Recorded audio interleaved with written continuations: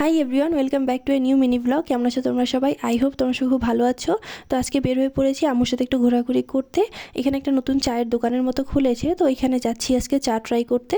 প্রথমে আমরা নিয়েছিলাম একটা মালাই চা এবং তারপর একটা নিয়েছিলাম বাদাম চা। মালাই চাটা নিয়েছিলাম আম্মুর জন্য এবং বাদাম চাটা আমার জন্য। দুটো চাই বেশ ভালো ছিল, যদিও আমি আম্মুটা ট্রাই করিনি, আম্মু আমারটা ট্রাই করেনি, দুজনেই আলাদা আলাদা করে খেয়ে ফেলেছি। যাই হোক, তারপরে পাশেই ওয়াফেল থিওরি ছিল, অর্থাৎ ওয়াফেলের একটা দোকান ছিল।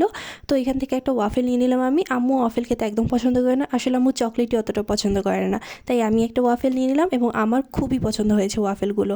বিশ্বাস করে, এখানকার ওয়াফেলগুলো সত্যি খেতে দারুণ। আমি এখানেই প্রথম ওয়াফেল ট্রাই করেছি এবং জাস্ট মানে কি বলবো, খুবই ভালো লেগেছে আমার কাছে।